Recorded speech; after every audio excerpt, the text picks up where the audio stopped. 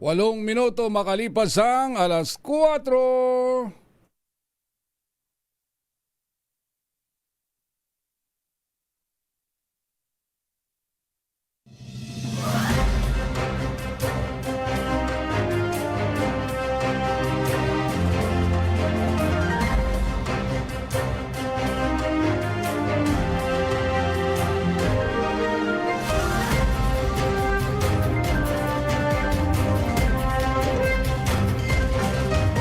Eto na!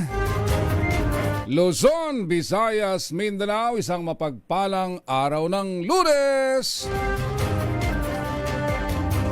Para sa Desisyon 2025 Special Coverage, kami ang inyong makakasama sa unang bugso ng ating mga balita. Ako ho si Raymond Dadpaas at syempre mula sa ating hanay mula sa FM station, si DJ Rico. Magandang umaga sa iyo. Anong bang itatawag ko sa iyo? Salamat, Part. DJ Rico na lang. Si DJ Rico. Yes. Magandang umaga sa iyo. All set na para bumoto? Oo, all set na. Mamaya pang hapon, trabaho muna. Ayun. Pero yung ating mga kababayan naghahanda na para sa lahat. Isang magandang umaga para sa ating mga opisyal ng Commission on Election, mga Board of Election Inspectors, mga tauhan ng pulisya at mga sundalo na magbabantay sa araw na ito ng halalan. Sa ulo ng ating mga balita,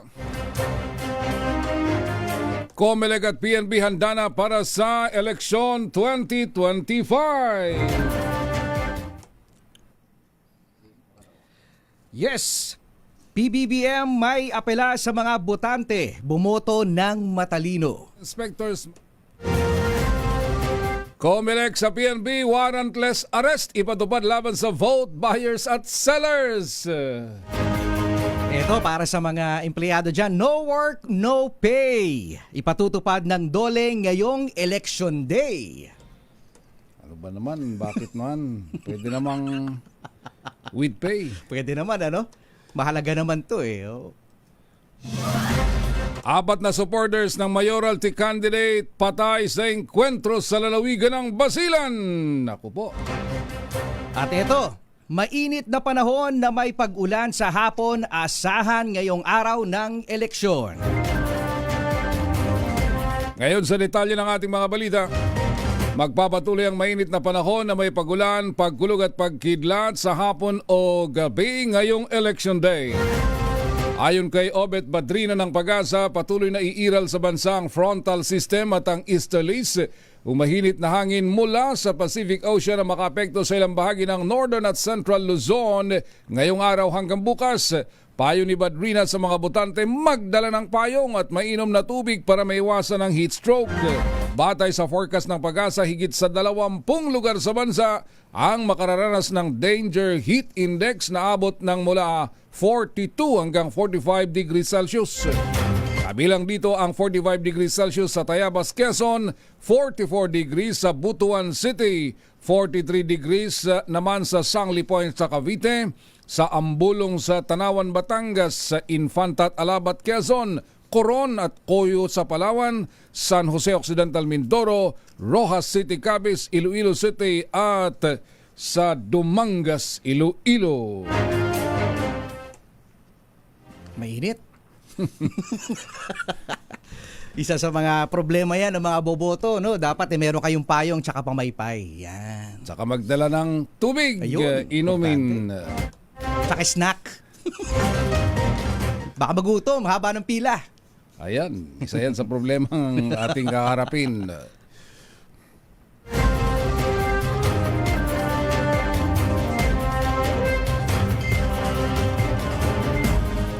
At syempre, no, ito naka-full alert na ang Philippine National Police para sa pag-arangkada ng desisyon 2025 elections ngayong araw.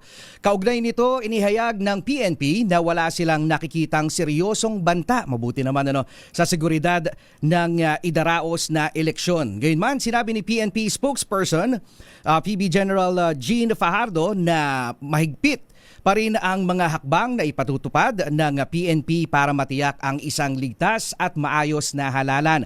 Ayon din kay Fajardo, nakatutok ang kanilang mga puwersa sa polling centers, checkpoints at ilang pang election hubs para matiyak ang kaligtasan ng mga botante. Bagamat wala pang nakita o natatanggap na seryosong banta, patuloy anya ang kanilang intelligence monitoring at pakikipagtulungan sa iba pang law enforcement agencies.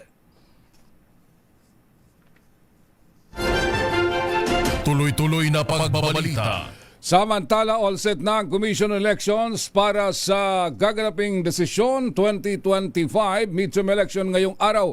Ayon kay COMELEC Chairman George Garcia, 100% nang tapos ang final testing at sealing ng mga automated counting machines. Magsisimulang halalan alas 5 ng umaga at umamaya at magsasara naman ang mga voting centers sa ganap na alas 7 ng gabi.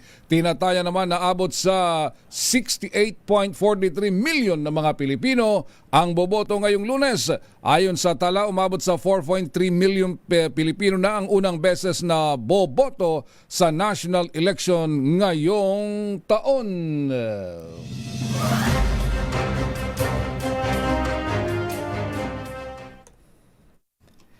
Higit kalahati o 60% ng mga botante na inaasahang lalahok sa desisyon 2025 midterm elections ngayong araw ay mga millennial at Gen Z, mga kabataan itong partner. Ayon kay Dr. Arwin Serrano, National Coordinator ng Parish Pastoral Council for Responsible Voting, ang mga kabataan ang maituturing na game changer ngayong panahon ng eleksyon. Ito yung mga excited na bumoto. Sabi nga ni Serrano, 30 hanggang 33% ng mga botante ngayon ay nasa age bracket na 18 to 20 years old. Pasok tayo, partner.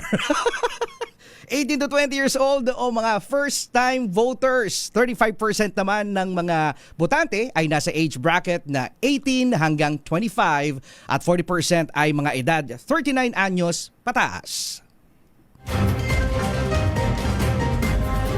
Hinimok naman ni Pangulong Bongbong Marcos sa mga botanteng Pilipino na bumoto at maging matalino sa pagpili ng ihahalal nila sa pwesto. Sa video message na inilabas ng Presidente, binigyang din ng Pangulo na karapatan at tungkulin ng bawat Pilipino na makiisa sa idaraos na desisyon 2025 election ngayong araw. Mga kababayan, ngayong halalan, gamitin natin ang ating karapatan at gampanan ang ating pananagutan bilang mamamayang Pilipino. Isang pagkakataon ito para marinig ang boses ng bawat isa at may pahayag ang mga pangarap na mahalaga sa inyo at sa bayan. Iba't iba man ang ating paniniwala, yan ang diwa ng demokrasya. Pero ang pagkakaiba ng opinyon ay hindi dapat mauwi sa gulo o pananakot. Ipinaglalaban natin ang kinabukasan sa balota, hindi sa lansangan, hindi sa karahasan. Pinalalahanan din ng Presidente ang mga kandidato na irespeto ang proseso at desisyon ng publiko ngayong halalan 2025. At sa mga kandidato, igalang natin ang proseso. Tapusin natin ang halalan ng may dangal at katahimikan. Magtulungan po tayo upang mapanatili ang isang maayos, mapayapa at makatarungang halalan. Ang Pangulong Bongbong Marcos.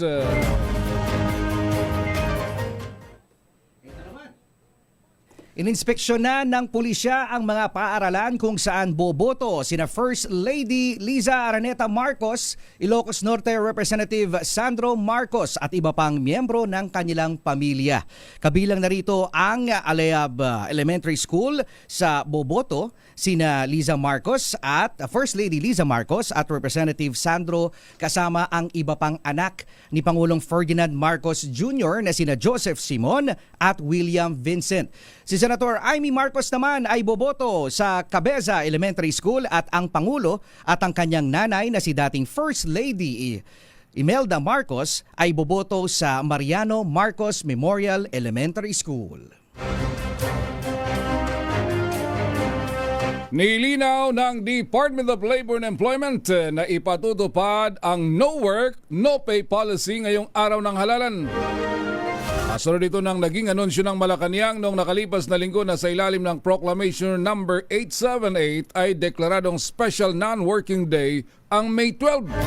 Sa ilalim ng Special Non-Working Day, ang mga empleyado na hindi papasok sa trabaho na sa May 12 o ngayong araw ay subject sa no work no pay principle maliban na lamang kung merong company policy o collective bargaining agreement.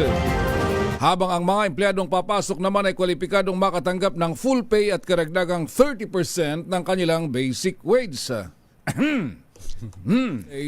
Yung mga papasok ay may 30% daw na dagdag.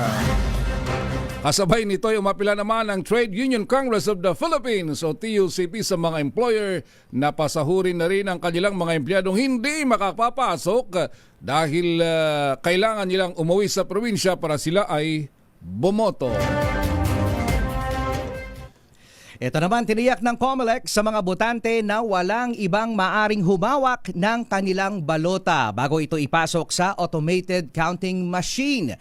Ito ang nilinaw ng COMELEC kaugnay ng kumakalat na impormasyong maaari umanong dayain at sulatan ang empty positions sa balota ng mga botanteng mag-undervote. Pagbibigay diin ni COMELEC spokesperson John Rex Laudianco, imposible itong mangyari dahil mismong botante ang magpapasok ng kanyang balota sa ACM. Samantala, magiging invalid naman anya ang boto kung ito ay overvote. So importante na wag po kayong sosobra sa inyong pagboto o higit sa itinakdang bilang ng mga kandidato o party list na dapat iboto. Mahalaga yan dahil pinapaalala natin na yung senador, 12. Yo. Pag sumobra, ayun na may problema. Pag 13 daw may hudas. Tapos na ang Holy Week. Tapos na ako. Sumunod ay party list, isa lang din ho. Sa dami-dami nila partner, no? 100, nakita ko doon sa balota, dati 160 plus yun eh. Pero finally doon sa nakita ko, 156. Uy. Among the 156 na party list, isa lang. Then, yung congressional district, isa din lang yan.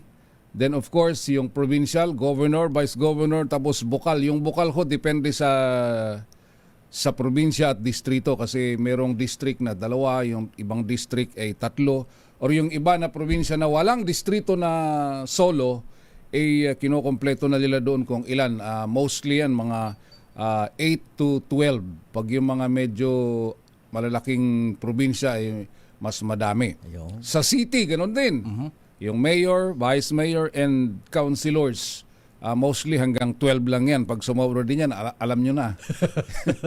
At sa mga bayan-bayan naman, mayor, vice mayor, and yung mga medyo nasa lower bracket ay mga 8 mga konsehal o sangguniang bayan members.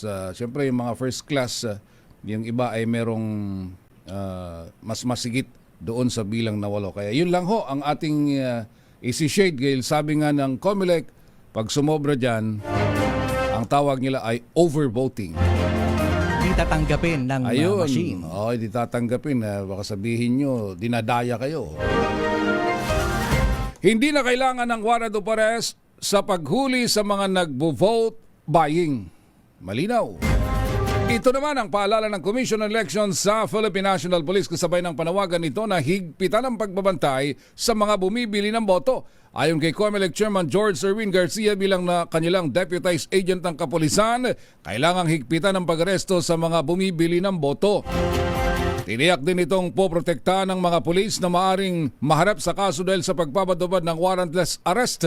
Sino mang mahuhuling nagbibenta ng boto, maaring arestuhin ang mga ito at maharap sa hanggang 6 na taon na pagkakabilanggo.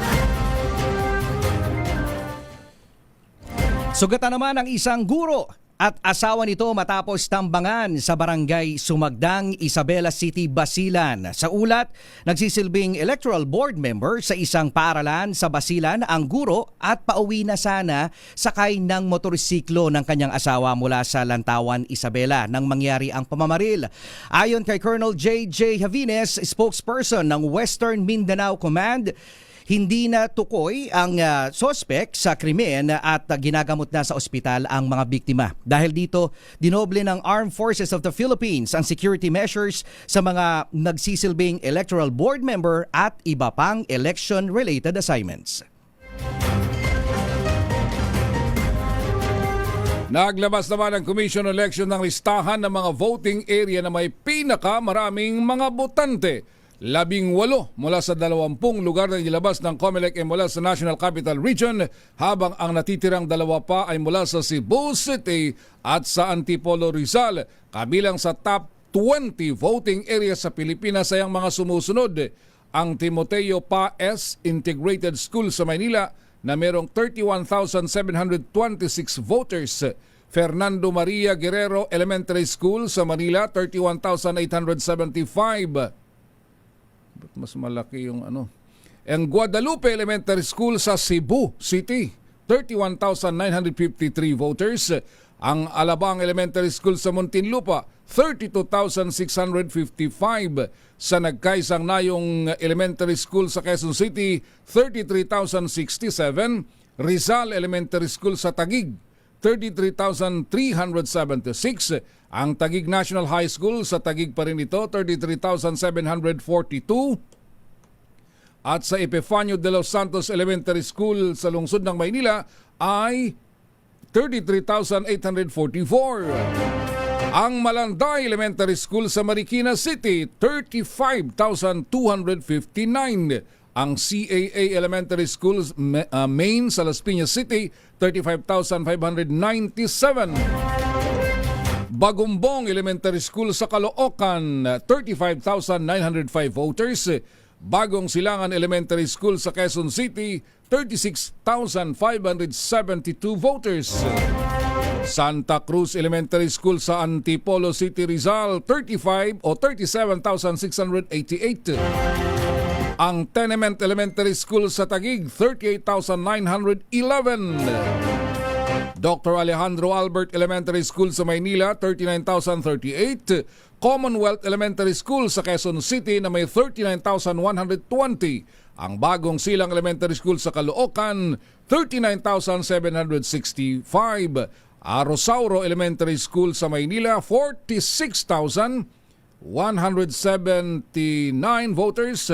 At yung pinakamalaki dito sa kanilang talaan ay ang Nagpayong Elementary School sa Pasig na may 47,249. Grabe itong bilang ng mga botante, DJ Rico, dahil imagine mo ito, maghapon lang ito. Almost 50,000 na mga botante. So kailangan mabilis-bilis ang oras ng botohan. Yan. At sana kumpleto, perfect score ang bawat eskwelahan. Kasi sa dami partner ng sinabi mong tao na boboto, syempre yung iba dyan baka mainitan o kaya baka malate. Mainip. Oo, mainip. naman Tapos yung iba. makita nila sa balita na siksikan. Ayoko na. Huwag po ganun, kasama po kayo sa bilang. Titingnan ko ito listahan. Isipin mo na ito isang voting area lang, Kasi siyempre marami namang precinct yan, pero isang school. Samantalang sa probinsya, merong isang munisipyo na wala pang 5,000 voters. Diba? Compared dito na isang school pa lang yan ay more than 30,000 ang mga botante. Ito naman, hindi na inaasahan ni Vice President Sara Duterte na seseryosohin ng kamera ang pagdinig sa ihahaing impeachment complaint laban kay dating Pangulong Rodrigo Duterte. Kaugnay ito sa impeachment complaint ni Duterte Youth Chairman Ronald Cardema laban sa Pangulo.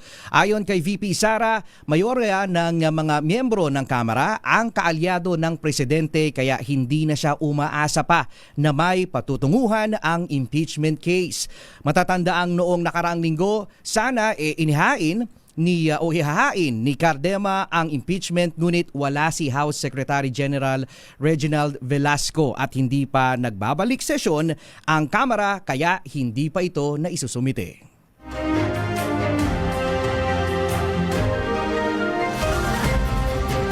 Maaring makaboto ang ilang mga botante sa mga mall sa ilang piling lugar sa bansa. Uy, ayos to.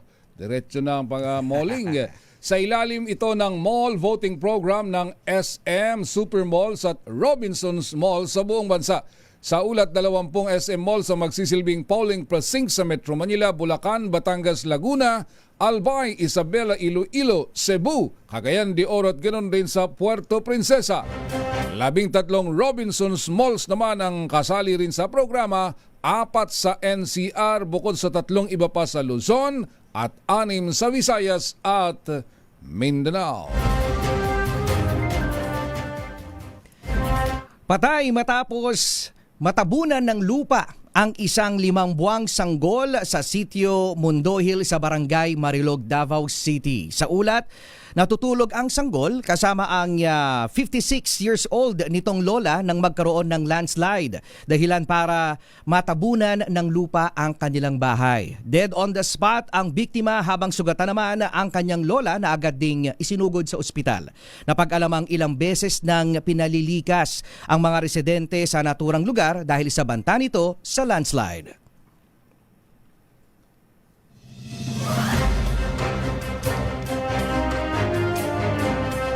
Ay, ang oras na ho natin, alas 4:30 na ng umaga. Kami ang inyong nakakasama sa special coverage ng Resisyon 2025. Ako ho si Raymond Dadbaas. At syempre kasama nyo rin si DJ Rico ng Yes FM Manila. 4:31 ng umaga.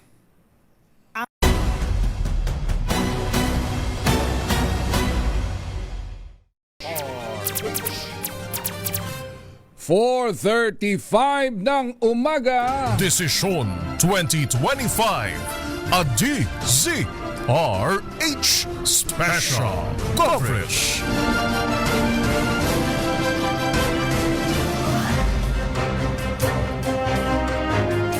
Kami ang inyong makakasama ngayong umaga. Ako ho si Raymond Dadbaas. Yes, good morning po. Ako naman po si DJ Rico. Sa pagpapatuloy ng ating balitaan, may report tayo mula sa Quezon City. Naghahanda na yung ating mga kababayan. Ilang minuto na lang magbubukas na ho ang mga polling precinct.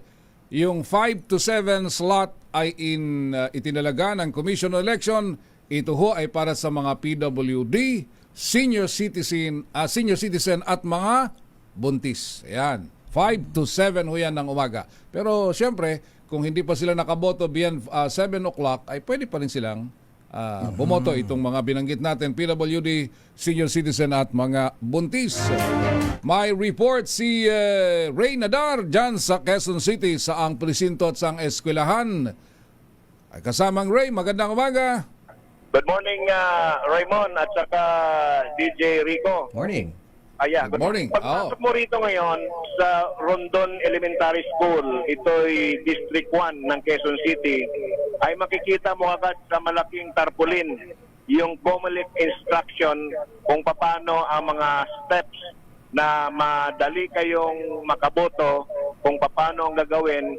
Step 1, Step 2, 3, 4, 5, 6, 7, 8, 9, 10. Pero maganda rito, yung mga volunteers ng PPCRB ay sasalubungin kaagad kayo upang asistahan kung saan ang pangalan, anong precinct ka, alalayan ka kaagad. Lalong-lalo na yung mga PWD, mga buntis at mga senior citizen. So far, wala pang dumarating dito ngayon na Raymond at DJ Rico. Wala pa. At katabi ko ngayon, itong head ng PPCRB, si Mang Dante Moralde. Ano pong sistema rito, Mang Dante, sa pamamalakad nyo rito sa Rondon Elementary School, District 1, Quezon City? Live po tayo ngayon sa DCRH. So far, ang proseso namin doon nakatag naman yung police. Tapos mayroon nag-assist sa computer, sa electronics kung di makita yung pangalan doon, gustong di maghalongkat sa listahan dito sa bad voter assistance list. Wala pa yung iba, pero dapat din yun mamaya. So far, dito ngayon, Raymond, no, yung kanilang priority lane, of course, nasa first floor, ground floor lang ito. very accessible para sa mga kababayan nating hindi makakalakad ng mayos at yung mga may kapansanan nga. Yung isang Mag-Ray, kasama Ray, patanong lang kay ang pangalan niya, si Sir Dante. Dante, Ilan yung mga volunteers na nagpatala at tutulong sa kanila dyan sa PPCRB sa eskwelahan na yan? Nasa 40 kids kami, nasa 40. 40, madami-dami din yan. And yan ay committed sila na tapusin yung voting hanggang matapos ito mamayang gabi. Yes. As usual, normal lang sa amin yan eh. Nag-umpisa hanggang pagtara kami ang nandito. Ano ba yung mga ano yung mga normally sa inyong mga pag-uusap, Sir Dante? Ano yung mga yung mga normally na problema na ating i-expect ngayong araw na ito mismo na ng election? Yung paghahanap ng mga pangalan nila, minsan wala sa listahan, nagagalit dahil hindi nakikita pangalan na tanggal na siguro. So, ganon ang reaction kagad. And kung ganon ang magiging problema ng isang botante, kayo mismo ang magbibigay payo na sa kanila kung anong dapat gawin. Yes, sasabihan namin na kung wala ka talaga sa listahan, hindi ka i-entertain ng electoral board para makaboto. So, ang mangyari niyan, pagdating sa sunod na registration, i-share mo yan doon sa Comelec kung bakit nawala ka sa listahan. Ayan, alright. Sige, good luck sa inyo dyan, Sir Dante, at sa inyo mga kasamahan sa PPCRV. May pahabol lang ako, paring Raymond. Hanggang matapos mamaya, Mang Dante, yung botohan, hanggang ba sa bilangan ay kasama pa rin ng PPCRB? Yes, kasama kami kasi yung printout ng number 3 copy ay kukunin namin, ibibigay sa amin at dadalhin namin yun doon sa PLDT, sa Smart yung Operation Center. Na siya yung naging tawag niyang counting area sa PPCRB. Mabilis ba ang bilangan ngayon? Bilis naman yan dahil nasa computer naman eh. Pagka print out niyan, ilalabas niya yung ilang kopya, isa doon sa amin ang number 3. Kaya ihahatid namin yun doon sa diocese. Yung pagbilang po mamaya, halimbawa, may resulta rito sa distrito mo. Saan po ihatid? Kanino po ipapasa yung resulta ng botohan dito sa District 1? Ihahatid namin yun sa Vicariate. Tapos yung Vicariate ang magdadala niyan doon sa diocese. Yung diocese naman ang magdadala niyan doon sa PLDT sa Smart na doon. Ito yung PPCRB in acknowledgement o sabihin in coordination with Comelec. Kung anong result dito, ganoon na rin sa Pare-parehas, Yes, kasi kung ano yung na-print out ng machine, yun din ang maging hard copy na i-send ng machine doon sa Comelec. Okay. So Raymond, Alright, sige. malinaw ang paliwanag ng taga-PPCRB tungkol sa sistema at procedure ng botohan ngayong araw na ito. So far, wala pang dumating na mga boboto. Wala pa. Ang mga nauna rito kami, mga PPCRB, yung school principal, si Modesto Villarin. Pero busy pa rin siya sa pag-ayos dito dahil may mga upuan. Yung mga senior citizen natin, pagpasok, paupuin muna habang tinitignan yung pangalan doon sa cluster, paanong presento sila, at alalayan yun papasok doon sa priority lane. So far, wala pa. Yan, Kaya okay. inasagan ko kung sinong unong damating na buboto ngayong araw nito dito sa District 1. Alright. Okay, yan ang ating situationer para sa Decision 2025, RH45, Renadar. Una sa Pilipinas, una sa Pilipino. Alright, salamat si kasamang Ray Nadar mula dyan sa Quezon City. mga senior dyan, PWD at mga buntis, maagang nagigising yung mga senior. Oh, maaga, alas 4. Pwede nang pumunta sa presinto para Malamig habang pa. medyo hindi kayo abutin ng siksikan mamaya. Kaya lang, partner, kapag ganitong umaagang-maaga, parang ginipig ka eh. Minsan, ikaw yung sasalubong sa mga problema muna eh, no? Standby kayo ha, di pa nag-work eh. Pinaiinit pa. Warm up. Wow, oh. Pero hopefully it will work kasi nga DJ Rico first time nagagamit ang Philippine election ng Miro system. Ito yung system na, 'di ba? Ito yung bidder na galing sa Korea.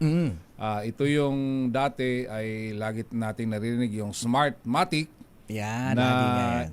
nung nagka-problema yung iba, tinawag nilang Smart Magic. Kaya ngayon ay wala na ho yun. Yung system na yun, Miro system naman ngayon Miro. ng bansang Korea. Samantala, meron tayong special report, hindi lang sa paaralan malaki ang responsibilidad ng mga guro tuwing panahon ng halalan. Ang mga guro din ang pangunahing nagiging katuwang ng Commission on Election para tiyaking maayos na may sasagawa ang election. Ang mga responsibilidad ng mga guro at ng kagawaran ng edukasyon tuwing halalan.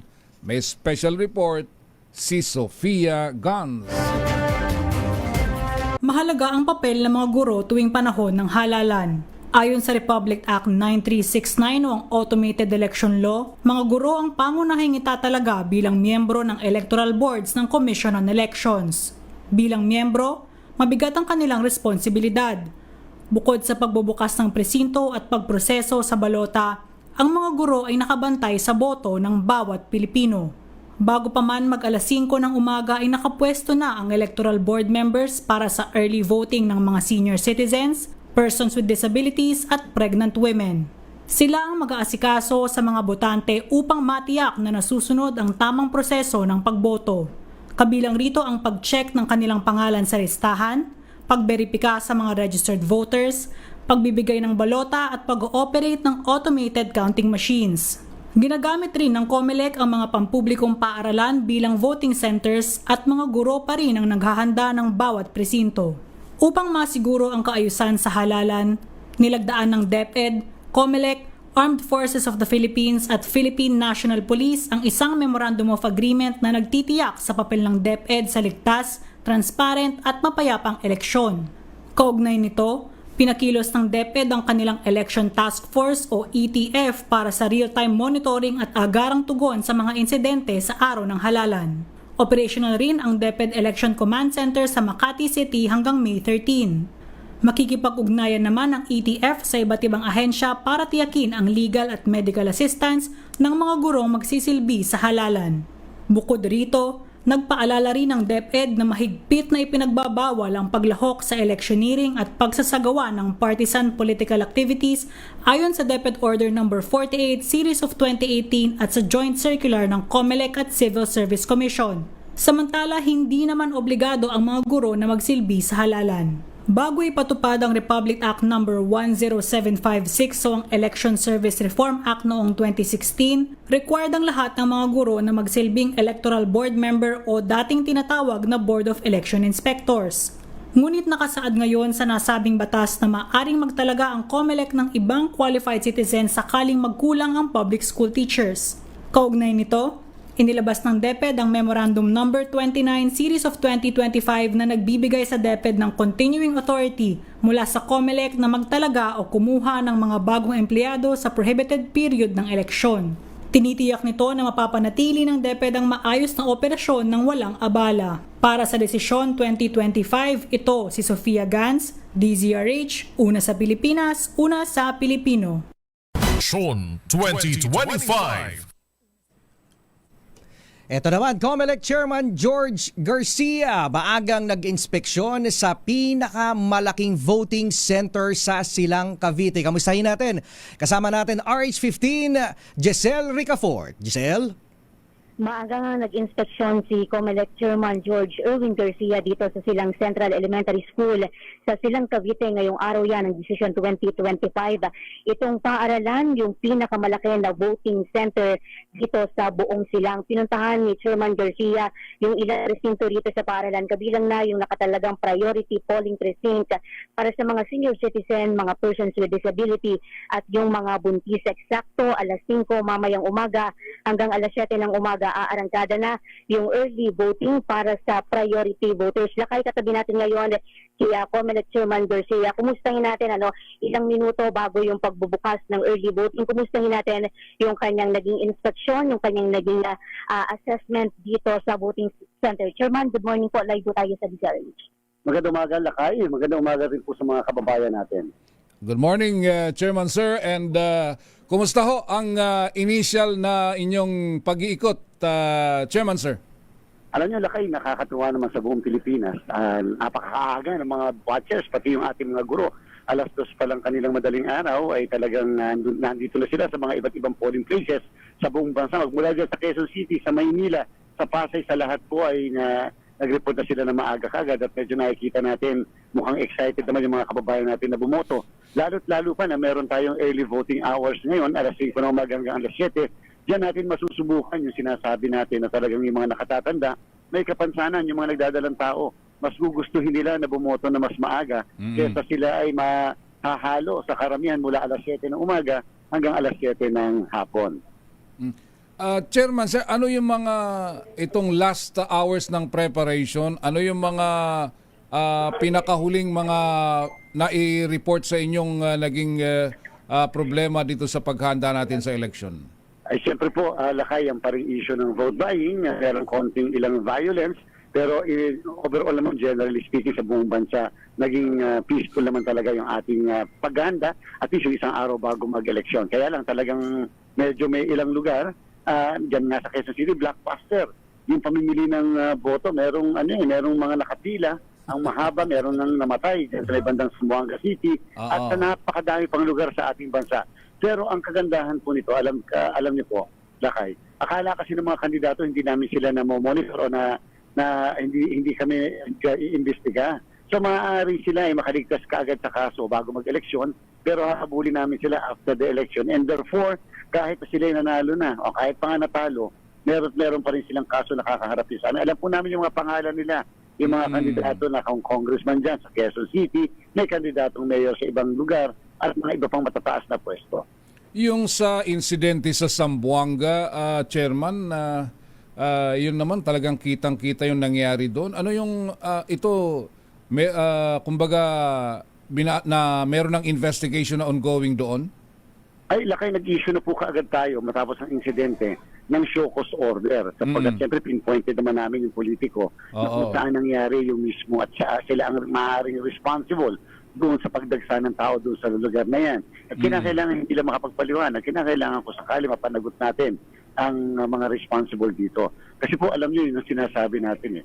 Hindi naman sapat lamang na halimbawa ikaw ay mamimigay, magdidistribute. Sawal na nga yun eh. Pero sana naisip man lang nila na dadagsain, lalo ng mga kababayan natin mga mahihirap. And therefore, napakainit ng araw. And isipin nyo na lang kung ano mangyayari sa kanila kung wala ka man lang na-provide na tubig. Wala man lang silang sa tawid uhaw. Ano pa ang mangyayari? Lalo pa sa nakatatanda. At yung may mga kapansanan talaga. Mali na nga, illegal na nga, ayan pa ang nangyari. Ayun, ang medyo masaklap. Pero, kasunod niyan na merong violence na na-report sa Basilan, Chairman Sir. Apo, 2 tao po ang namatay dyan, although sa kasalukuyan inaalam pa kung ito talaga election-related violence. Kasi nga yung una na namatay isang magsasaka at isa naman ay isang chairman. So gusto nating alamin din kung ito ba related sa halalan. Wala pa po kasi na final na report ang ating pong PNP tungkol sa bagay na yan. Alright, pero I'm sure, Chairman Sir, na tuloy-tuloy ang inyong pakikipag-usap sa ating mga law enforcement agencies hinggil sa bagay na ito. Naku, maraming salamat Lakay sa patuloy na pagsubaybay ng inyong programa, ng inyong stasyon ng DZRH, sapagkat napaka-importante po nito, lalo pat gusto natin maibigay ang lahat ng pangyayari sa kaalaman ng mga kababayan natin para sila ay nakakapag-desisyon at medyo may kalmado naman ang kanilang pakiramdam sa mangyayari ngayong araw na to.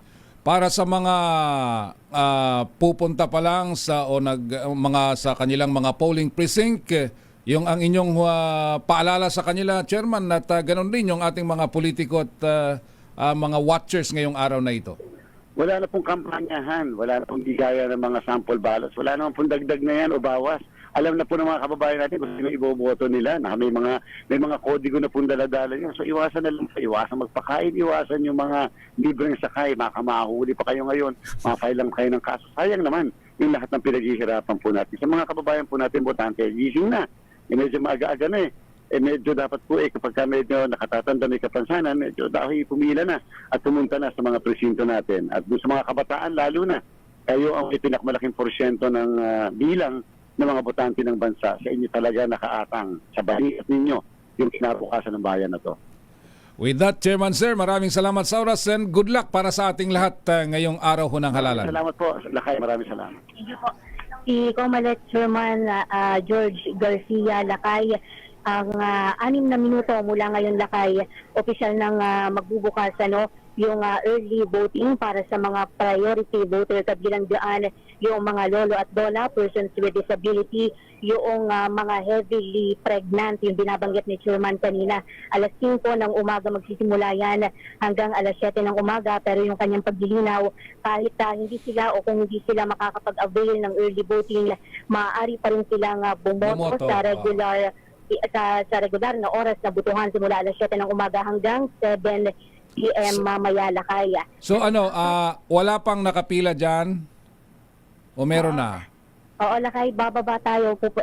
Dinalakan ko, Sige. Lakay, yung papunta doon sa priority polling precinct. Medyo may kalayuan lang kasi itong pinanggalingan namin ni Chairman kanina.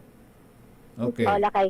Lakay, isa lang itong priority polling precinct, Lakay, para sa mga priority voters.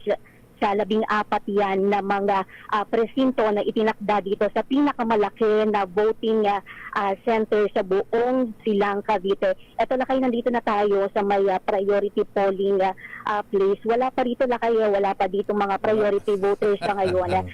Siguro maya-maya, Lakay, mga 5:30 pa siguro na mga maaga pa, Lakay, kasi masyado. Wala pa, Lakay, wala pang mga naghahanap ng kanilang pangalan. Ang sabi ni Chairman Lakay kasi, ang gusto din daw kasi ng mga senior citizen, mga PWD at ng mga buntes, sila din mismo yung maghuhulog noong kanilang balota. Kapag kasi dito sila, Lakay, bumoto dito sa PPP, meron lang runner, Lakay, na magtatakbo ng kanilang balota doon sa may regular na voting precinct. Kaya yung iba, bilang wala naman din ditong second floor, Lakay, lahat ay nasa ground floor. Yung mga presinto dito ay ang mas prefer ng karamihan na doon sa talagang regular sa kanila na presinto na bumoto, Lakay. Malalaan natin mamaya, Lakay, kung marami ba yung mag-a-avail ng early voting. Alright, sige. Ingat kayo dyan, Giselle, at maraming salamat. Para sa Desisyon 2025, ito si Giselle Ricaport ng DZRH, una sa Pilipinas, una sa Pilipino. Desisyon 2025. Tuloy-tuloy na pagbabalita, sunod-sunod na mga eksklusibong panayam para sa Desisyon 2025 at DZRH Special Coverage.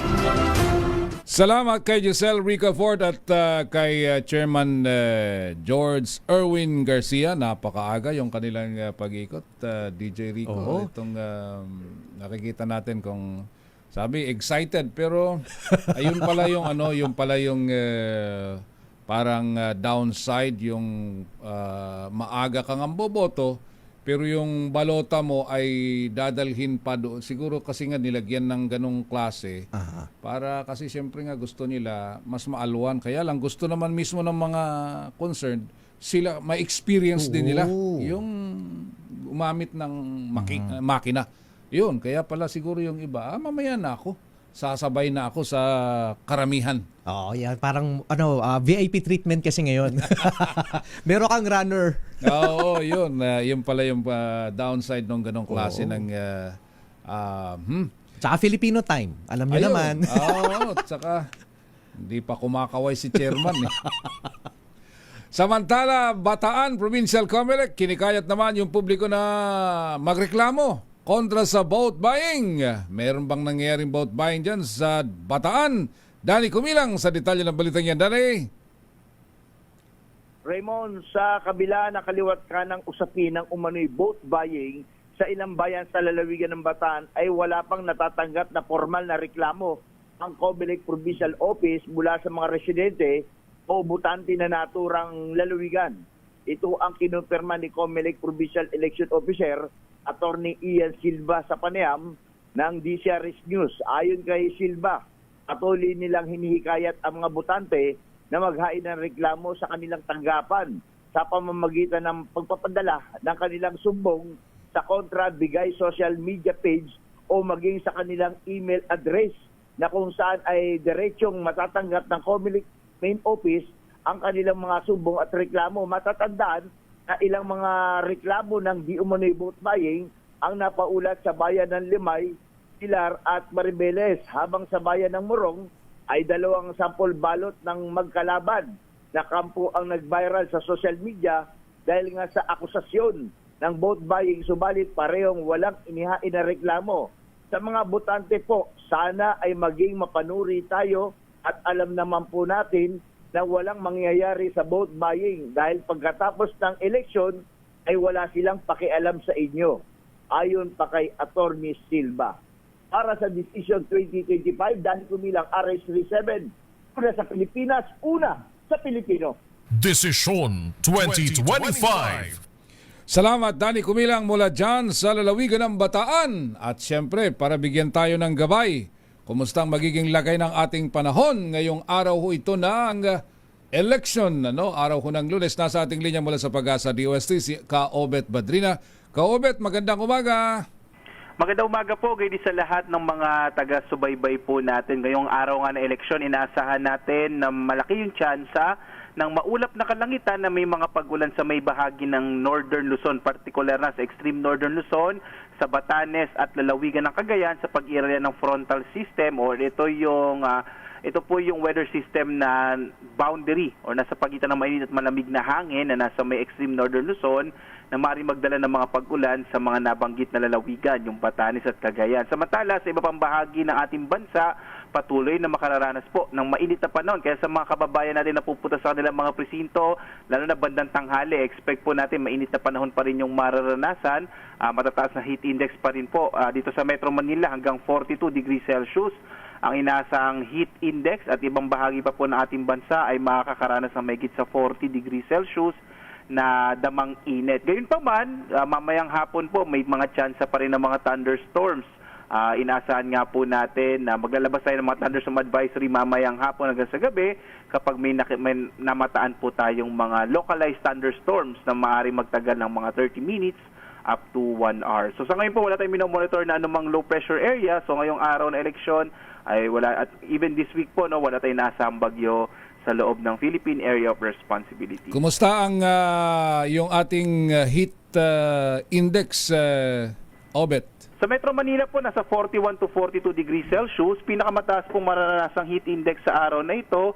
Dito sa may bahagi ng Sangley Point, abot pa rin ng 45 degrees Celsius. Maraming lugar pa rin po sa ating bansa ang makakaranas ng greater than 40 degrees Celsius na heat index. O saan po natin, batang tanghali, mainit na panahon pa rin po mararanasan.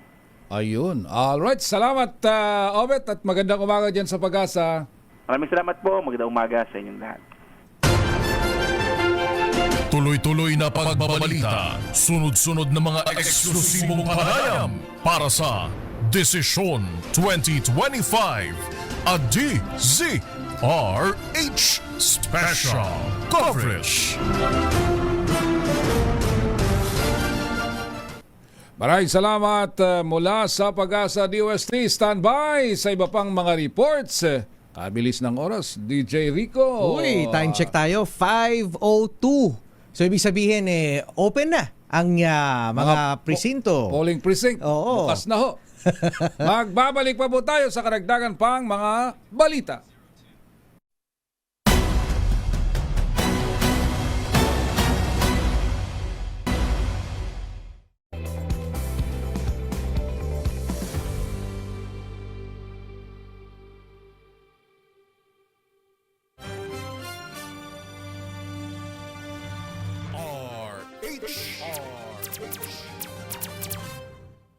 Balik ho tayo sa ating balitaan. Oy, 8 minuto na ho. Makalipas ang alas 5. Desisyon 2025. Ngayon, tuloy ang ating mga balita. DJ Rico. Ito Yes, na, partner. may report. Okay, so 5,000 puwersa ng PNP sa Kamanava ipinakalat na ng NPD para bantayan ang Desisyon 2025. Kasama natin sa linya, Edwin Duque. Nagpakalat ngayon ng halos 5,000 bilang na pwersa ng kapulisan ang Northern Police District dito sa buong Kamanava. Ito yung upang bantayan ng 2025 local at national election. 5,000 pulis sa libat ng pulis sa Caloocan, North at South, 510 sa Malabon at 3,000 naman sa Naputas habang 598 sa Valenzuela ayon sa NPD. Alas 3 pa lang ng madaling araw kanina ay pinakalat na pwersa sa bawat eskwelahan upang kabilang na rito yung pagbabando ng trapiko sa daanan ng mga bumoboto ngayong umaga. Alas 5 ngayon ay binuksan na para doon sa mga watcher itong Caloocan National High School dahil nandito yung bilang na maraming boboto at yung iba naman mga senior citizen ay naglalakad na patungo rito sa eskwelahan upang bumoto at samantalahin yung malamig na panahon at dahil mamaya at pagsabi na 7 nasa matutok na ng araw kaya yung mga tent dito sa harap ng kaban ng 10th Avenue hanggang doon sa may dulo na eskwelahan ay punong-puno na para naman dito mag-stay yung mga watcher at ilan pang mga nagbabantay sa eleksyon na. Inaasahan ngayong sunod pa mga oras ay mag-umpisa na ang botohan kaya tiniyak ng PNP yung seguridad dahil bawat gate, bawat tent ay nakapesto yung kapulisan at iba naman nagbibigay ng impormasyon sa ating mga kababayan boboto ngayong umaga. Para sa Desisyon 2025 RS23, Edwin Duque nagulat sa DSRH, una sa Pilipinas, una sa Pilipino. Desisyon 2025. Salamat, Edwin Duque mula dyan sa Kamanava. Bahagi naman ng responsibilidad ng mga public school teacher ang pagiging katuwang ng COMELEC sa pagtitiyak ng maayos na halalan. Hindi biro ang kanilang mga gampanin dahil kakibat ng responsibilidad na ito ay ang pangamba para sa kanilang seguridad. Ano nga ba ang hinaing ng mga guro sa tuwing panahon naman ng eleksyon? May special report si Jackie Resio. Ang pagsisilbi tuwing eleksyon ay nakadikit o bahagi na ng responsibilidad ng mga public school teachers. Ayon sa Teachers Dignity Coalition, bago ang taong 2010, umaabot sa 800,000 na mga guro ang kailangan tuwing eleksyon, kaya halos lahat ng mga public school teachers ay naging electoral board. Pero nitong nagkaroon na ng automation ay bumaba na ito sa 300,000. At sa Republic Act No. 10756, ang Election Service Reform Act na ipinatupad noong 2016, hindi na obligadong maglingkod ng lahat ng guro at maaaring magtalaga ang COMELEC ng ibang qualified citizens sakaling magkulang ang public school teachers. Bukod sa pagbubukas ng presinto at pagproseso sa balota bilang miyembro ng Electoral Board, ang mabigat at pinakamahalagang responsibilidad ng mga guro ang pagbantay sa boto ng bawat isa sa atin. Kaya naman hindi dapat baliwalain ang hinaing ng ating mga guro tuwing sumasapit ang panahon ng eleksyon. Isa na rito ang tila kakulangan sa kanilang seguridad sa araw mismo ng eleksyon dahil sa banta laban sa kanila, lalo na sa mga lugar na may naitalang election-related violence. Kaya naman pinakilos ng DepEd ang kanilang Election Task Force o ETF para sa real-time monitoring upang agarang matugunan ang anumang insidenteng mangyari sa araw ng halalan at maging ang DepEd Election Command Center sa Makati ay operational hanggang May 13 at makikipag-ugnayan naman ang ETF sa iba't ibang ahensya para tiyakin ang legal at medical assistance ng mga gurong magsisilbi sa halalan. Hinaing din ng mga guro ang mabagal na proseso ng pagbibigay ng honorarium at maliit na halaga nito kumpara sa bigat ng kanilang gampanin sa araw ng eleksyon. Marami noon ang natatanggap na lamang ang kanilang honorarium pagkatapos na ng eleksyon at ito ay nababawasan pa dahil sa buwis. Kaya bilang pagtugon at pagpapakita pa rin ng suporta, Inaprobahan na ni Pangulong Bongbong Marcos ang mas mataas na honorarium para sa mga electoral board members na madadagdagan ng 2,000 pesos. Nabawasan na ang mga pagsubok ng mga teachers tuwing eleksyon ngayong 2025 na ayon kay Teachers Dignity Coalition National Chairperson Benjo Basas ay dahil sa mga napatupad na batas na nagpoprotekta sa kanila. At bilang mga taga-protekta ng ating boto, ang matatanging hiling ng mga guro sa mga botante ay huwag aksayahin ng boto at hindi utang na loob sa mga politiko ang kanilang pagtulong sa mga mamamayan at pagsasaayos ng bansa. Bumoto po kasi tayo ng mga maaayos, no? At wag tayong masanay na lagi tayong parang humihingi ng limos at ibinabaon sa utang na loob ng mga politiko. Itong mga serbisyo po, no, na kalusugan, yung mga ayuda, etc., di ba? Hindi po dapat sa ganitong ayos, hindi po dapat sa ganitong anyo, no, na parang ginagawang utang na loob po natin, ano, ng mga taong bayan sa na tinutulungan tayo ng ating mga politiko. Hindi po ganoon. Para sa Desisyon 2025, ito si Jackie Resio ng DZRH. Una sa Pilipinas, una sa Pilipino.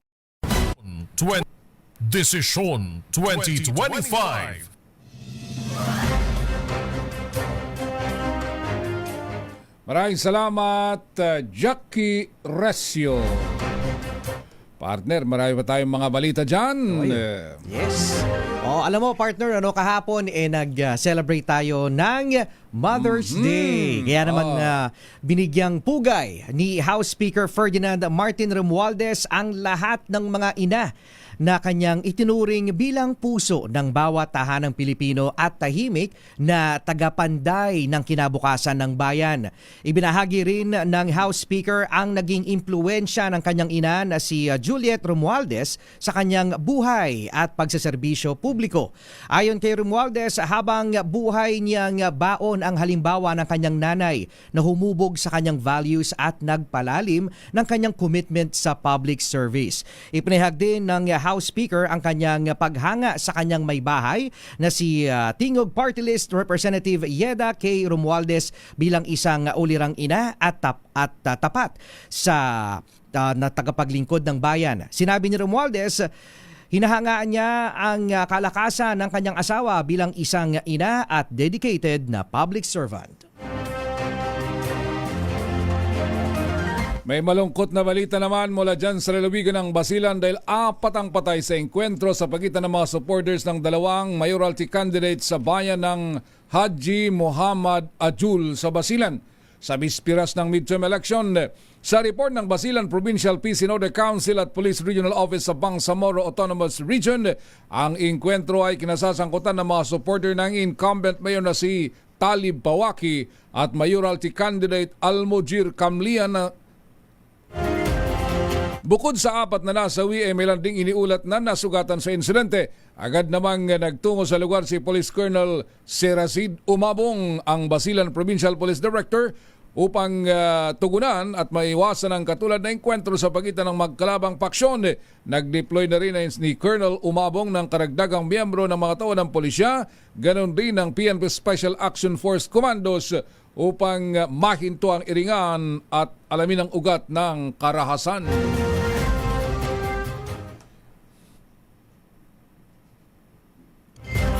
Itinaas naman ng Department of Health ang Code White Alert sa lahat ng mga ospital sa bansa simula pa kahapon bisperas ng halalan. Ito'y upang mabilis na makapagresponde sa anumang uri ng health emergencies bago o habang at pagkatapos ng eleksyon. Ayon sa DOH, magiging epektibo ang kanilang Code White Alert status hanggang sa May 14, 2025. Sa ilalim ng Code White Alert, lahat ng DOH hospitals at pasilidad nito ang nakaalerto habang nakapreposisyon na rin ang kanilang medical teams. Tiniyak din nito na available ang mga supplies at gamot na posibleng kailanganin habang nagkakaroon din ng close coordination at monitoring ang DOH sa iba pang government agencies at local government units.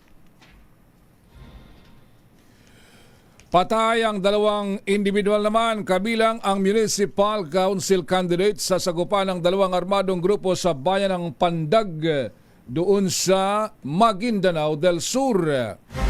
Kinilala ng pulisya ang nasawing kandidato na si Emran Mamalinta na tumatakbo para sa sangguniang bayan. Agad namang rumisponde ang mga otoridad at nakipagbakbakan sa mga armadong grupo na tumagal ng 4 na oras. Kahaba. Sa huli na aresto ang 8 individual kabilang ng 4 na miyembro ng Barangay Peacekeeping Action Team habang nakumpiska naman ang 6 na iba't ibang uri ng baril, 3 granada, mga bala at ilang mga personal belongings. Pinagpapaliwanag ng COMELEC ang 3 kandidato na may koneksyon sa mga individual na nagpanggap bilang tauhan ng COMELEC at NBI. Napag-aalamang 1 congressional at 2 mayoral candidates mula sa Laguna 4th District ang maaring patawan ng disqualification sakaling mapatunayang may kaugnayan sa mga nasabing sospek. Hindi naman isinasa publiko ni Attorney Patrick Enaje, Laguna Provincial Election Supervisor, ang pagkakalanlan ng mga naturang kandidato. Sa kabila nito, tiniyak ng COMELEC na nananatiling generally peaceful ang Laguna para sa desisyon 2025. Eto na, magtungo tayo doon sa may pinakamalaki, doon sa talaan kanina talaan ng COMELEC kanina, yung pinakamalaking voting area sa buong Pilipinas. Ito yung Nagpayong Elementary School dyan sa Pasig. Ay nagsimula na yung maagang botohan para sa mga priority sector. Ito binabanggit natin kanina, partner DJ Rico, na senior citizen, PWD at mga buntis, at naroon sa lugar si Edniel Parosa. Edniel, magandang umaga. Magandang umaga, Lakay Raymond at Kuyang Rico. Good morning. 47,249. Yan ang bilang ng mga botante rito sa Nagpayong Elementary School sa lungsod ng Pasig. Ang natukoy ng Commission on Elections bilang presinto nga na may pinakamaraming maghahalal ngayong taon. Alas 5 pa lamang ng umaga, pagdating natin dito ay dinagsana. Hindi lamang ng mga senior citizen, hindi lamang din PWD, hindi lamang din mga buntis. Halos lahat ng sektor ng mga botante ay nagdagsaan na rito sa may Nagpayong Elementary School. In fact, yung pila sa labas na nakuha natin na video ay salo na. Hindi na lamang yung pila para doon sa priority sector. Pila na yan ng lahat sa mga botante na papasok dito sa loob ng elementary school. Nasasala lang yung mga yan. Pagpasok dito sa pinaka basketball court o covered court ay may mga help desk. Dahil na lamang mga watchdogs such as DCRB. Doon lamang yan nasasala at doon lamang yan nadidistribute doon sa dapat nilang puntahan sapagkat alas 5 ng umaga ay sinakdaan ng COMELEC itong maagang pagboto para doon sa priority sector pa lamang habang mamaya pang 7 in the morning yung mga yung mga regular na botante. Kahit maaga sila nagpunta rito ay 7 o'clock pa sila magsisimulang magbotohan. Mayroon dito kay Raymond designated priority polling place para doon sa mga priority sector. At ang maganda rito dahil 3 years ago doon sa pag-cover natin ng nakaraang halalan, may mga senior citizen, magtahin mo na kailangan pang umakyat ng mga ng second floor and mas mataas pa para lamang makaboto. Pero at least ngayon, yung priority polling place ay nilagay na lamang sa ground floor ng building. Kaya lang, ang isa doon sa mga problema na unang bumungad dito sa ating mga kababayan ay pagpunta nila dito, marami silang kapwa senior, kapwa PWD, kapwa pregnant women na sabay-sabay nagpuntahan ng 5 a.m. Kaya pagdating pa rin nila dito, ay pila pa rin ang kanilang aabutan. May solusyon dyan ng ating mga kababayan na nagmamando rito at nag-assist sa ating mga kasama kung gusto nila o gusto ng mga senior citizen, PWD, pregnant women na hindi na pumila doon sa kanilang priority polling place. Magtingin silang umakyat doon sa kanilang mga presinto dahil kahit 7 pang bukas ay 5 a.m. Kakayaan na raw silang bumoto. Pakinggan natin ilan sa mga narinig natin diskusyon dito sa lugar. Kailangan lang po kung kaya po nyo umakyat. Hindi naman po okay naman. May pila po. Susunod po tayo sa pila. First come first serve po tayo. Kasi po lahat po kayo senior. Lahat po kayo PWD. Sa ngayon, kung ikay pagdidiretso, kasama ka doon sa priority sector at pupunta ka rito sa priority polling place, pipila ka dito sa kanilang mga kwarto, patas pa sa loob, yung mag-assist sa'yo, ibibigay mo lamang yung inyong precinct number at bahala na silang i-navigate. Basta ikaw ay registered voter dito sa Nagpayong Elementary School. Enyel, Ngayon, ang bagong Enyel. sitwasyon- Yes, Laki Raymond. Parang pagdating pa lang dyan, ang dami pa rin naghahanap ng kanilang pangalan doon sa presinto nila. Oo, yung mga mga senior citizen at kahit yung mga regular na na population o regular sector, nakikita mo yung bulletin board, yung video natin dyan, na Oo nga. sila ng kanilang pangalan doon sa listahan. Ang nangyayari tuloy ay pagdating dito, talagang may talaga ng mga tao dahil maliban dyan sa bulletin board, syempre yung iba, tutungo sa mga PCR ng mga volunteers para magtanong. Kung si PPCRB pupungas-pungas pa ng mukha, hindi rin alam kung anong gagawin, talagang pag maraming tao, magbabagal talaga yung flow dito ng ating mga kababayan. Lalo pat kahit 7 pa, again, yung bukas para doon sa regular na botohan, maaga rin nagdatingan dito. Ilan na sa ating mga kababayan, considering na libo-libo at pinakamarami nga itong mga botante na nandito sa Nagpayong Elementary School. Alright. Salamat, Enyel. Maagang sitwasyon dito sa lungsod ng Pasig para sa desisyon 2025. Ito si Edniel Parrosa na DZRH. Una sa Pilipinas, una sa Pilipino. Desisyon 2025. Yan kita mo partner DJ Rico, kasi yung siguro ito na yung habang hindi pa pupunta sa mga presinto, meron ho nang doon sa website ng COMELEC, merong precinct finder. Siguro sana yung mga iba magpatulong na lang kung hindi masyadong techy, di ba? Na i-confirm mo lang kung anong presinto ka para pagdating doon hindi ka na, kasi dagdag oras pa yun papunta doon, di ba? Nahahanap ka pa ng pangalan mo sa bulletin board. Ayan, siguro magpatulong na kayo doon sa mga kamag-anak ninyo na techy, mga bata, magagaling ngayon. Tutulong para makita. Kasi kahapon, yan ang ginawa namin Ayun. Para alam namin agad kung saan. Kasi imagine, pag dating mo doon, ang daming tao, doon ka pa magtitingin kung nasaan yung presinto mo. Talagang pipila ka mamaya-maya pa. Imbis na diretso ka ng pipila doon sa precinct. Yan, At saka siyempre, ang paalala nga lagi is maganda rin kung may dala na kayong kodigo. Ayan. Tsaka nasa papel, wala sa cellphone na. Kasi yung iba baka nasa note ng cellphone Sulat sa papel. Sulat sa papel kung sino yung inyong mga kandidato. Eto. Ayan, nasa linya ba natin? Para matanong natin. Nandyan? Basta nag-text lang message. Okay. Kasi si Attorney Romy Macalintal, nakaboto na. Uy. At ang bilis maayos daw yung voting machine. Sana nga. Sana all. Itong si Attorney Romy Mac, alam naman natin na pagdating sa usapin ng eleksyon talaga namang he's the man. Ika nga. Dahil napakatagal na talagang naging yan ang kanyang balwarte. Di ba? Ganun yun Talagang kasi pagdating ng usapin ng halalan, Romy Mac yan. Yeah. Attorney Romy Mac. Correct. Good morning ho, si Attorney Romy Macalintal. In the meantime, banggitin ko lang ito dahil yung mga ngailangan, halimbawa ng may mga gustong magtanong, banggitin ko itong mga numerong ito. Baka sakaling gusto nyong humingi ng payo o kaya tulong sa Commission on Election. Ito yung kanilang mga numero, yung COMELEC Voter Care Hotline numbers. 0920-552, naka-flash din sa ating screen, 4923.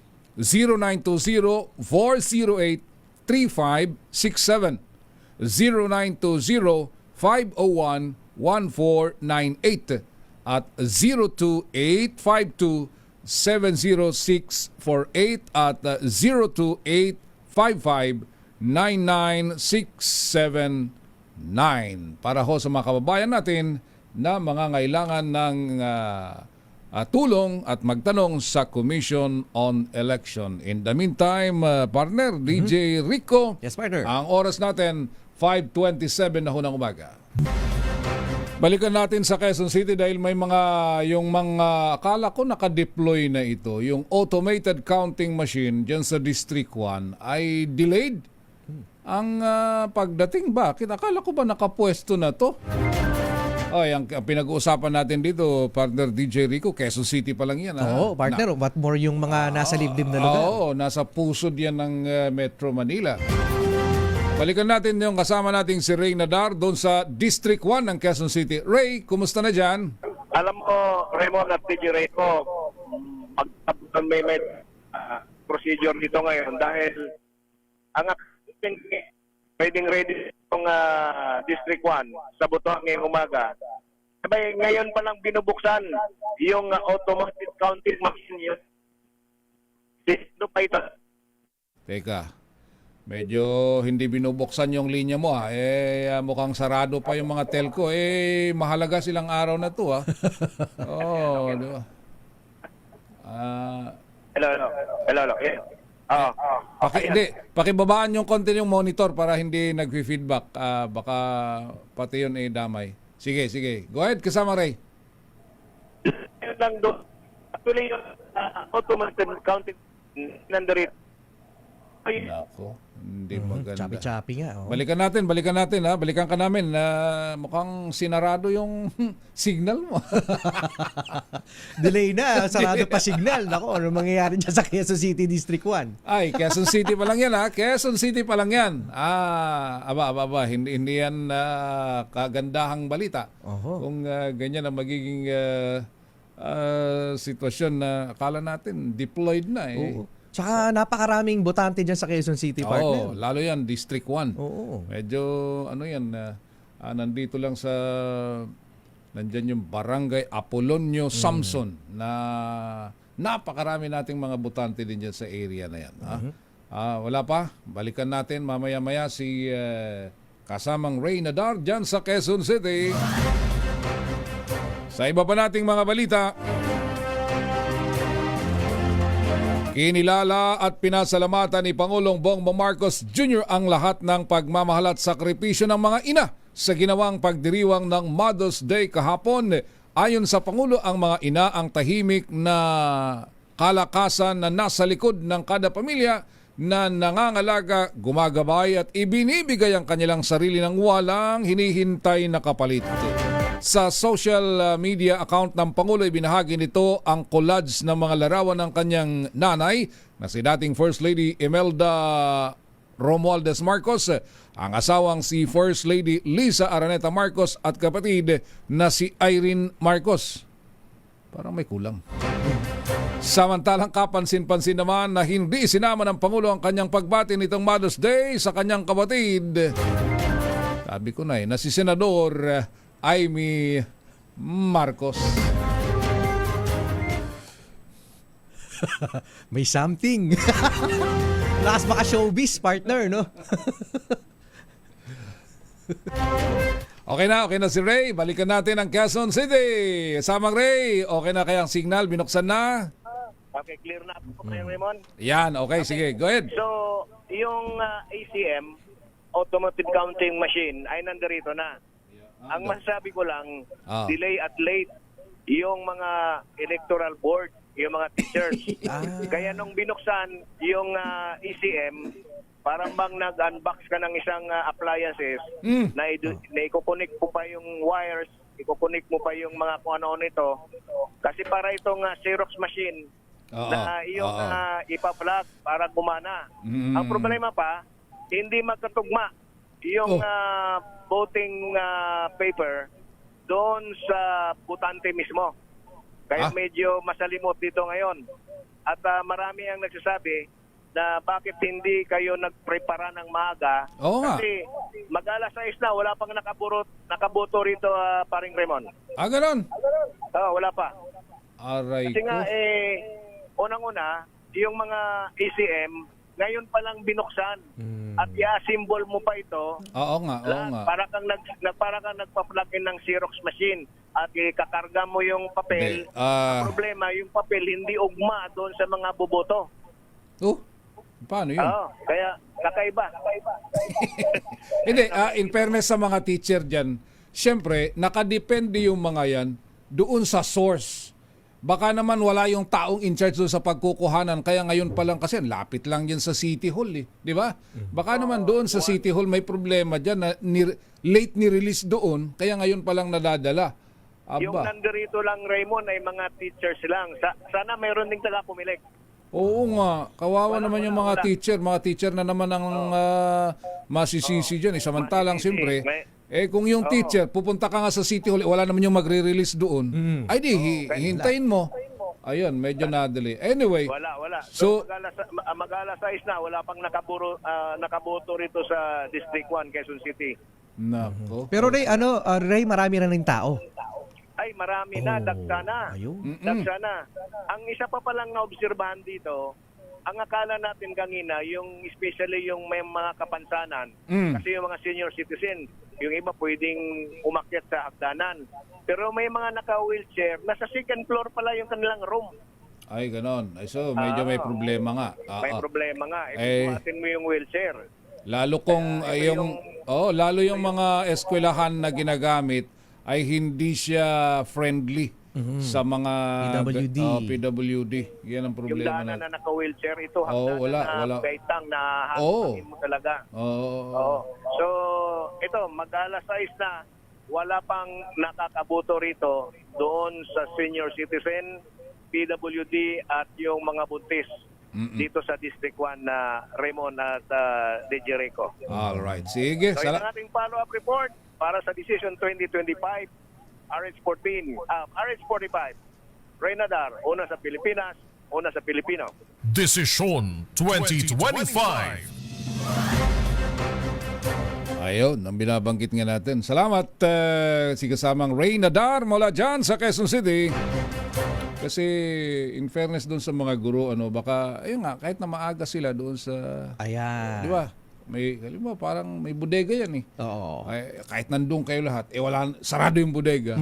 Paano mo makukuha? Ayun, medyo... Pero, sige lang. Tuloy-tuloy yan. Kumbaga minor issue pa rin yan na sana ay matugunan agad dahil pag naisaksak naman na yan at gumana na, hopefully maging tuloy-tuloy. Smooth na yan, dire-diretso. Sana ho. Samantala sa iba pang mga balita, pinaalalahanan naman ni House Speaker Martin Romualdez sa mga Pilipino sa pagiging sagrado ng eleksyon kung saan ang bawat Pilipino ay mahalagang tungkulin at pagtukoy ng direksyon at magandang kinabukasan ng bansa. Binigyang din ni Romualdez ng pagboto ay hindi lamang isang simpleng proseso kundi isang makabuluhang pagpapahayag ng konsensya at paninindigan para sa ikauunlad ng Pilipinas. Nanawagan din ang House Speaker para sa mahinahon at mapayapang halalan at hinikayat ng mga Pilipino na pahalagahan ang araw ng halalan para sa kinabukasan ng bansa. Paalala pa ni Romualdez, bawat boto ay may malaking halaga sa pagpapanatili at pagpapalakas ng demokrasya sa bansa na may kapangyarihang humubog ng ating kinabukasan. Nagkasa ng investigasyon ang Commission on Human Rights hinggil sa pagsunog sa sasakyan ng isang mamamahayag sa Sagay, Camiguin noong Sabado. Sinunog ng dalawang hindi pa natutukoy na lalaki ang van na pag-aari ni former Cagayan de Oro Press Club President Manuel Haudian na konektado sa Cagayan de Oro News website na Mindanao Daily News. Nakita sa tabi ng sasakyan ang isang torch at gasoline container na posible umunong ginamit sa krimen. Mariin namang kinondena ng CHR ang naturang pag-atake na anyay banta sa press freedom. Kaugnay nito ay hinimok ng komisyon ang mga otoridad na tiyakin ang seguridad ng mga mamamahayag, partikular na sa mga lokal na komunidad. Pinaaksyon na naman ng mga leader ng simbahan mula sa lalawigan ng Pangasinan ang umano'y laganap at lantarang vote buying sa lalawigan. Sa magkakaiwalay na liham ng mga leader ng simbahan mula sa Tayug, Umingan, Santa Maria, Balungao, Rosales at San Manuel, aabot sa 3,000 ang benta ng boto sa lalawigan. Anong meron? Ba't kailangan? Kinwestiyon din ng mga ito ang kawalan ng anumang pag-aresto o konkretong aksyon mula sa mga otoridad sa kabila ng malawakang ulat ng mga irregularidad sa halalan. Kabilang sa mga sumulat sa COMELEC sina Pastor Renato Licuan ng Tayug of Christ Christian Church, Pastora Nora Salinas ng Grace Evangelical Church, Pastor Serviliano Tintero, United Church of Christ in the Philippines at Pastora Sheila de la Cruz ng Mount Calvary Baptist Church. Nanawagan si Speaker Ferdinand Martin Romualdez kay Philippine National Police Chief General Romel Marbil na personal na pangunahan ang paglutas sa pagpaslang sa mamamahayag na si Johnny Dayang na nangyari noong April 30 o April 30. Ito ang tugon ng House Speaker sa liham ni broadcast journalist Ray Langit, Chairman Emeritus ng Kapisanan ng mga Broadcaster ng Pilipinas sa Metro Manila, na humihingi ng kanyang suporta upang masiguro na hindi mababaon sa limot at mabigyan ng hustisya ang pagkamatay ni Dayang. Batid din ni Romualdez na nagdudulot ng pangamba sa mga media practitioner ang mga kaso ng pagpatay sa mga journalist kung saan hindi nahuhuli ang mga sospek sa pagpatay. Kasabay nito, nananawagan ang House Speaker sa mga mamamahayag na patuloy na magtiwala sa PNP sa paglutas ng kaso ni Dayang, gayon din sa iba pang krimen. Tiniyak din ni Romualdez sa mga mamamahayag na ginagawa ng administrasyon ni Pangulong Marcos Jr. ang lahat para maprotektahan ang mga miyembro ng media at maresolba ang mga kaso ng pagpatay sa mga journalist. Desisyon 2025. Ang oras natin, 5:44 ng umaga.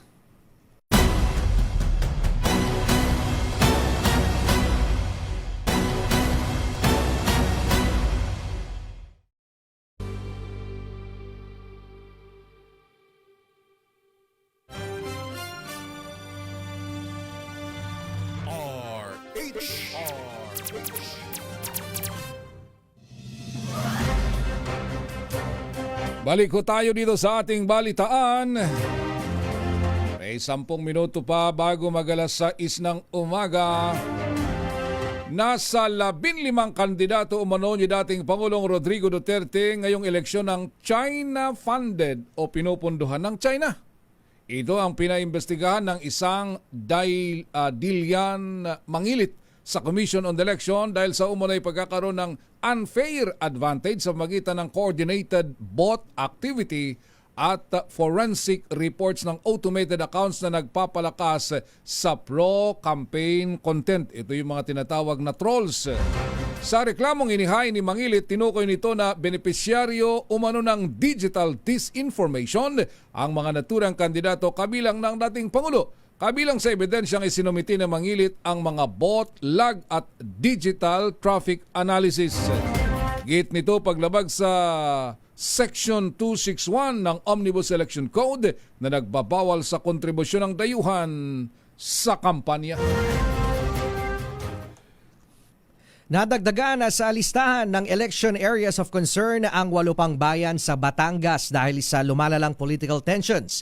Ito ay kinabibilangan ng Bawan, San Pascual, Mabini, Lobo, San Nicolas, Taysan, Ibaan at Nasugbu.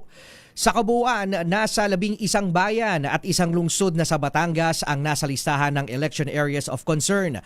Ayon kay Major Eduardo Timbol II, Batangas Police PO, bunsod ito ng mainit na rivalry ng mga magkakalabang politiko.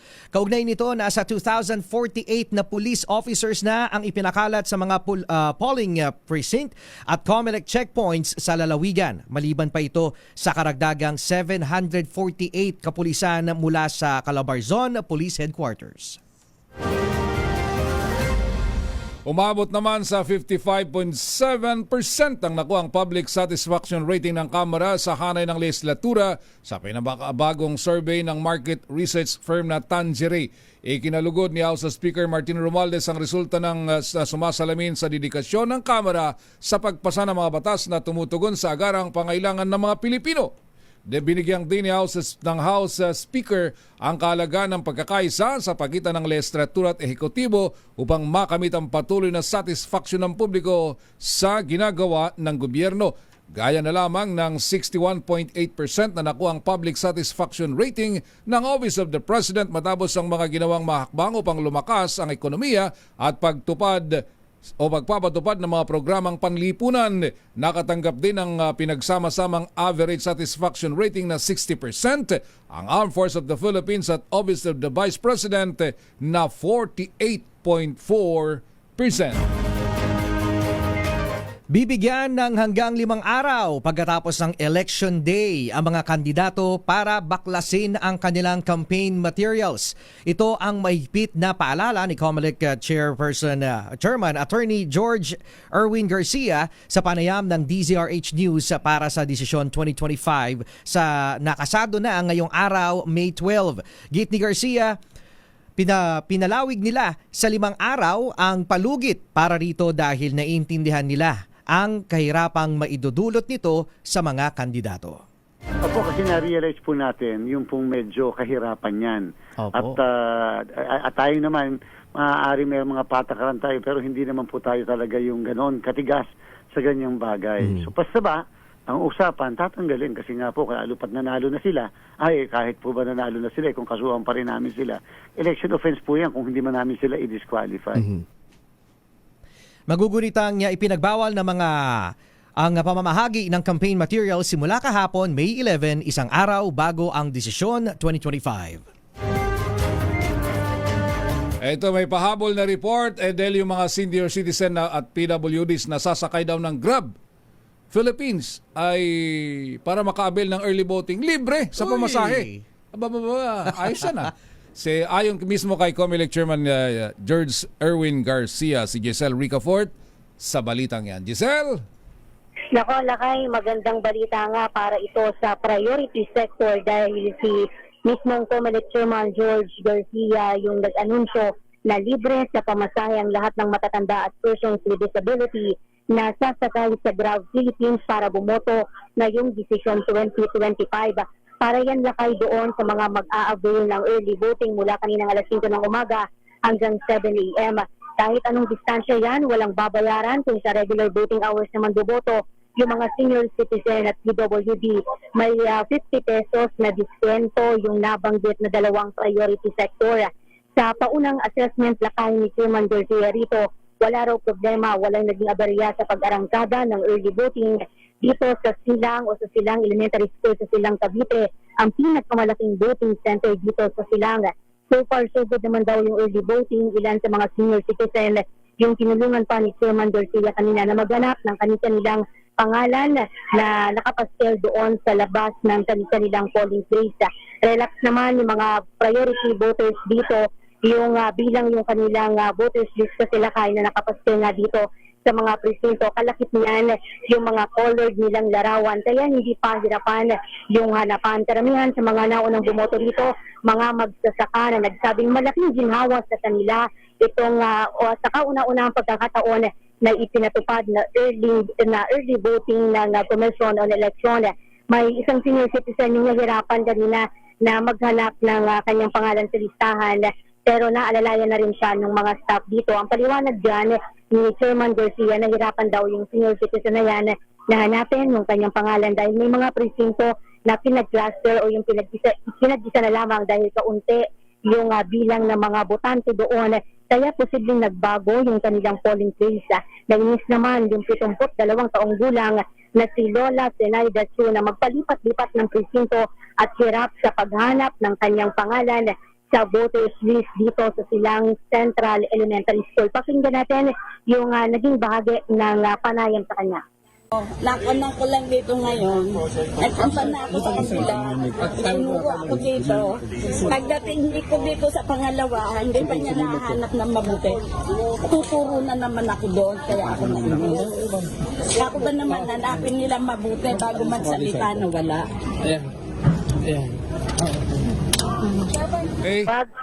Bago Lakay tuluyang bumoto si Chairman Garcia sa Indang, Cavite, ay iniisa-isa niya pa rin na inspeksyonin, kumustahin yung sitwasyon sa 14 na presinto dito sa Silang Central Elementary School sa Silang, Cavite. Para sa Desisyon 2025, Giselle Ricafort para sa DZRH, una sa Pilipinas, una sa Pilipino. Desisyon 2025.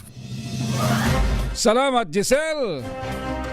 Partner DJ, Yes, yan Partner yung Raymond. ating kabuuan ng paunang bahagi ng coverage natin para sa Desisyon 2025. Salamat sa iyo, si Uy, DJ Rico, ang isang ating nakasama for karangalan. the past 2 hours. Sa ngalan ho ng regular host ng palatuntunang ito na si Kuyang si Congressman Angel Palmones. Muli, kami ang inyong nakasama. Ako si Raymond Dadpaz. At ako naman po si DJ Rico Pañero ng Yes FM Manila. Maraming salamat. Standby. Susunod na ang 2x2. Desisyon 2025.